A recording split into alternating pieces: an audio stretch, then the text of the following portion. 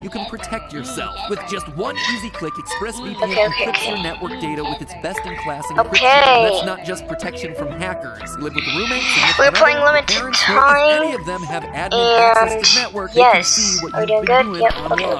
That definitely includes all the limited time right now about electromagnetism when you're researching okay. or, you know, other weird sites you need time. But if you don't feel like explaining why you're looking up time travel conspiracy okay, so I need to have ExpressVPN reroutes 100% of your network traffic so that no one can see what you're doing. But if security's not your thing, what about movies? Did you know that streaming services offer different libraries of content in other countries? Because they do, and what's available outside of the US is way better than anything you get here. With ExpressVPN, you can change your online location to one of 94 countries, allowing you to access the best streaming libraries from anywhere in the world. What is it? What is it? Hop on over to Canada and check out Disney Plus. They have all the Sam Raimi Spider-Man movies, plus films like Deadpool and Alien. Now I don't have to book a flight to Toronto every time I want to see Tobey Maguire fight Doc Ock. So do yourself a favor and get ExpressVPN. You get 3 extra months for free using our link, expressvpn.com/filmtheory. Once again, that is 3 extra months for free with our link, expressvpn.com/filmtheory. You just click the link down in the description below, because, you know, no one wants to type in an actual URL. And as always, friends, I'll see you next week.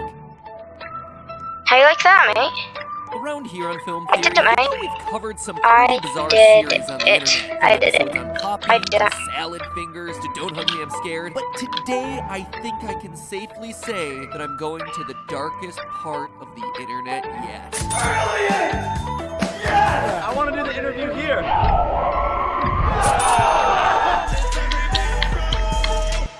Hello, Internet! Welcome to Film Theory, the show that's been YouTubing it up since the days of Vine. Here on the channel, I have a history of covering not just movies and TV, but also big online series that pop up across the interwebs. And recently, there has been nothing bigger than the Shane Dawson expose into the life of I have 12 billion time.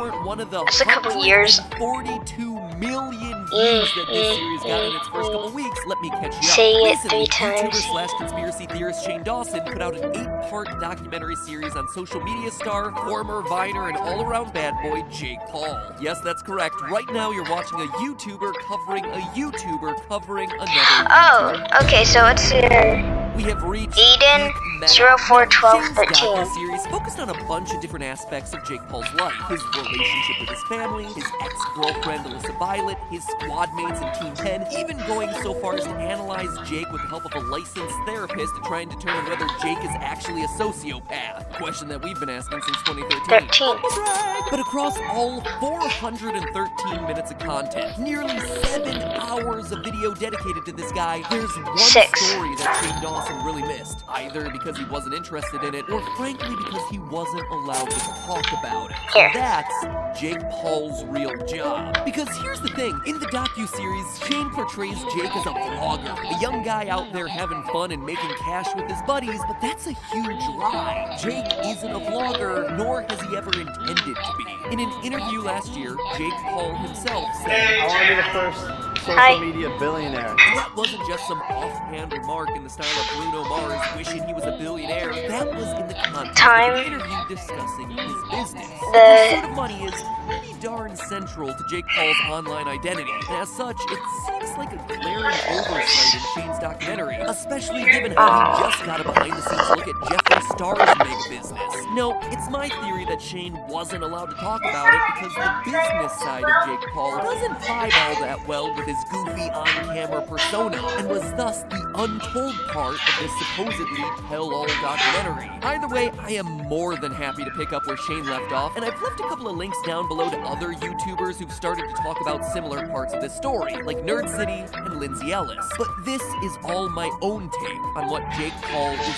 really doing, what he's really selling, because it is a heck of a lot more than t-shirts. So today, we're not going inside the mind of Jake Paul. This is us going inside the business of Jake Paul to reveal how his billion-dollar ambitions might be the first glimpse into the future of a dystopian YouTube. A YouTube built on manufacturing and monetizing the most valuable commodity of them all, trust. In Shane's series, the first real glimpse we got behind the scenes with Jake Paul was in talking about how his pranks are staged. Those pranks on them are like, my vlogs are like lightly scripted, and so all those pranks, I like tell them I'm gonna do it, they're like, okay, and then I do it. And quite frankly, that's amateur stuff. Of course, it's all fake. Anyone who remembers the early days of Vitaly and Roman know that it was all fake. What he didn't talk about being fake was his completely carefree attitude. Building a business empire isn't about Jake clowning around in front of the camera. It requires him to act in a very deliberate and intentional way. And Jake is certainly not a man without a larger plan in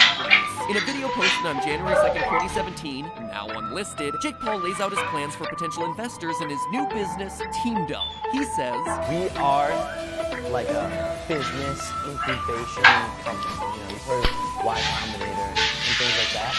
So we do that for talent." Oh, Jake, I'm sure that a very small minority of your viewers have actually heard of Y Combinator, so let me explain it to them. Y Combinator is one of the biggest startup incubators in Silicon Valley. They provided early funding and mentorship to companies like Dropbox, Reddit, and Twitch, just to name a few. And of course, that early investment means that they own part of those companies. Investing in a company when it's valued at a few $1 million starts to look like a really good idea when that company goes on to be valued at billions of dollars, as it was the case with Dropbox and Reddit. Twitch, on the other hand, was not part of that $1 billion club, since it sold to Amazon for a valuation of a mere $970 million. Oh, so close and so far. The important takeaway here, though, is Y Combinator isn't a technology company. It invests in technology companies for partial ownership. Jake seems to be aiming to copy the idea. In his pitch video, he isn't trying to sell himself as an influencer or Vine star. He's trying to sell himself as a business incubator that can train up other influencers and become an early investor in what they're doing, in exchange owning a big chunk of their career. You leak anything on the internet to anybody, you will be sued for everything you have. And I know I've taken 20% of that already, but you will be sued for the rest of it. If he's going to become a billionaire, Jake has the right idea. Bruno Mars might not be a billionaire, no matter how freaking bad he wants it, but you know who is? Len Blavatnik, the owner of holding company Access Industries, who owns Warner Music Group, which in turn owns Atlantic Records, which is Bruno Mars' record label. Yeah, I'm talking about the owner of the owner of the owner of the owner of a musician, if you're counting those different layers. The point is, billion-dollar talent are rare. Most of the world's billionaires are businessmen, the kind of people who manage or invest in talent or other industries. Only one musician in all of history has ever passed $1 billion, and you'll never guess who it is. It's Andrew Lloyd Webber. He wasn't even a stage performer. He's a composer who created musicals, and even those musicals he mostly ripped off from other people. And before you run off to Google to fact check that, yeah, it's really true. Even Beyonce and T-Swift aren't billionaires. You know who's closer to being a billionaire than Beyonce? Her husband, Jay-Z, who makes most of his money by, you guessed it, owning his own record label and doing massive business deals, not by being a cool rapper. When it comes to Jake Paul's billion-dollar idea, managing his own YouTube channel and his own career as an influencer is small potatoes compared to the eventual goal, which he laid out in an interview last year. As he says, I know it's a cliche, but like literally I want to create an empire of dozens of talent under me, to take my power and multiply it so I become bigger than myself. He doesn't want to just become a star who gets attention, he wants to be the owner of a company that manages other stars. Which again, seems like a pretty good game plan if the goal is to create $1 billion business empire. Shane Dawson not talking about this is like doing a documentary on Elon Musk just talking about his personal life without ever mentioning the words Tesla or SpaceX. Now, building $1 billion business ain't easy, but like for Jake, he's got himself some help. In 2017, he raised himself a Small loan of $1 million. to start up Teamdom. Who were the investors? Lead investor in the $1 million round was Danwell, a Chinese investment firm, along with Gary Vaynerchuk, who appears in the Teamdom pitch video alongside Jake Paul, as well as Abe Burns of Sound Ventures and Grady Investments, two investment firms co-founded by Ashton Kutcher. So why